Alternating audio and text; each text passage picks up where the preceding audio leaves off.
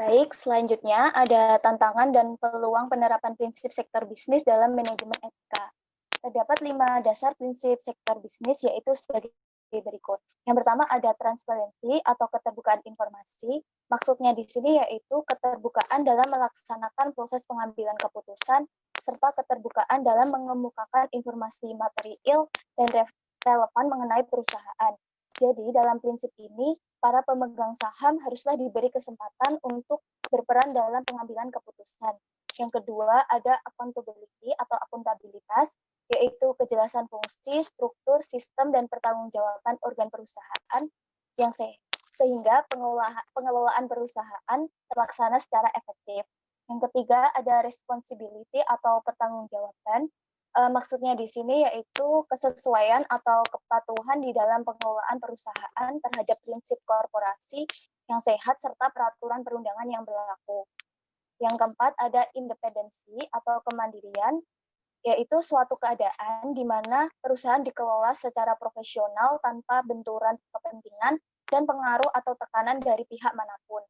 Yang kelima ada fairness atau kesetaraan dan kewajaran, yang di sini maksudnya yaitu perlakuan yang adil dan setara di dalam memenuhi hak-hak stakeholder yang timbul berdasarkan perjanjian serta peraturan perundangan yang berlaku.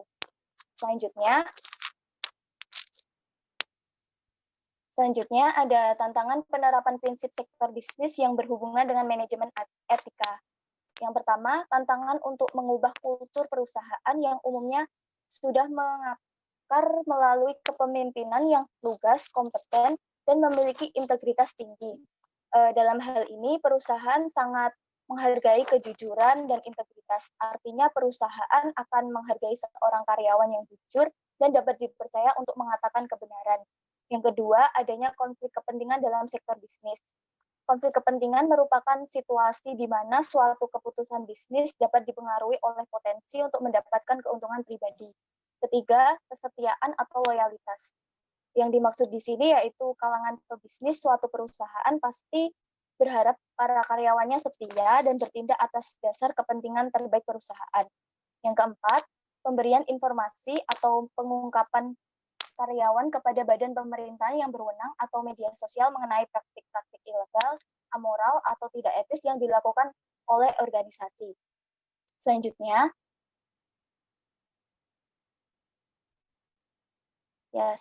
ada peluang penerapan prinsip sektor bisnis yang berhubungan dengan manajemen etika. Yang pertama ada perusahaan atau sektor bisnis dapat lebih cepat dan tepat bertindak dari pesaing usaha mereka dengan tetap mempertahankan keberadaan etika, menjalankan prinsip bisnis yang telah ada, meningkatkan kinerja, serta menjaga sustainability usaha yang berkualitas. Kedua, jika menerapkan prinsip-prinsip tersebut, seperti selalu berpikiran positif dan bekerja keras, pasti memiliki peluang untuk memetik keuntungan yang lebih besar. Selanjutnya yaitu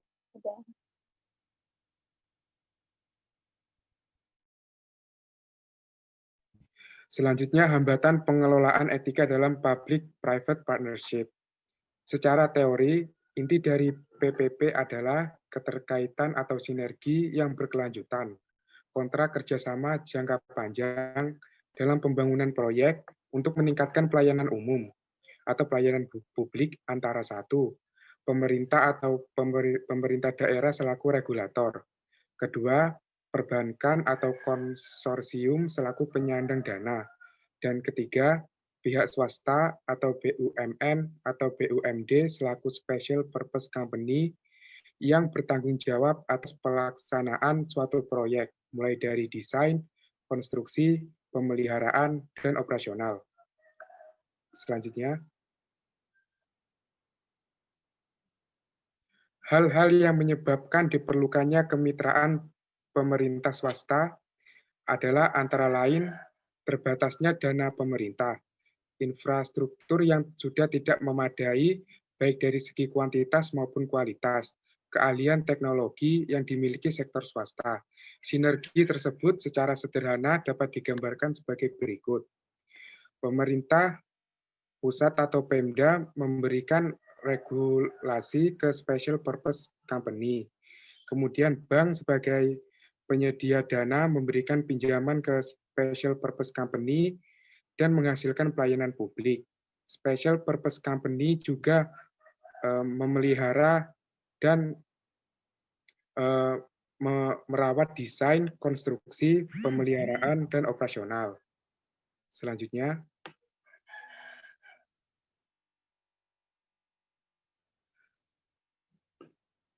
bentuk atau skema kerjasama dalam PPP dapat berupa 1. BOT, Build, Operate, Transfer. Swasta membangun, mengoperasikan fasilitas, dan mengembalikannya ke pemerintah setelah masa konsesi atau kontrak berakhir. Kedua, BTO, Build, Transfer, Operate. Swasta membangun, menyerahkan asetnya ke pemerintah, dan mengoperasikan fasilitas sampai masa konsesi atau kontrak berakhir.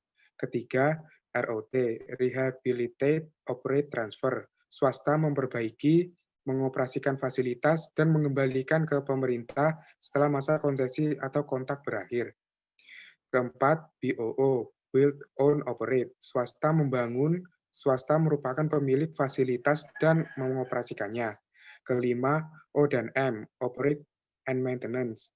Untuk kasus khusus, pemerintah membangun, swasta mengoperasikan dan memelihara. Untuk bentuk BOT dan BTO, ada masa kontraknya, dan jika masa kontrak telah berakhir, maka proyek harus diserahkan ke pemerintah. Dan selanjutnya, pemerintah bisa mengolah sendiri atau ditenderkan lagi.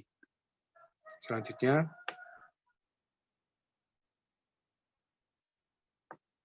hambatan pengelolaan etika. Ada dua jenis hambatan. Yang pertama, hambatan teknis dan hambatan non-teknis. Hambatan teknis yang pertama, hambatan teknis pembebasan lahan. Kedua, penentuan titik lokasi. Ketiga, tarik-menarik kepentingan politis. Keempat, berkembangan spekulan tanah. Kelima, potensi konflik tata guna lahan. Keenam, fungsi kurang tepatnya asumsi yang terbangun di masyarakat. Hambatan non-teknis. 1. Ketidaksinkronan antara proyek yang ditawarkan dalam KPS. Kedua, politik ekonomi. Ketiga, terdapat indikasi untuk menghindari proses lelang atau tender. Keempat, lemahnya dalam menjaga komitmen kerjasama.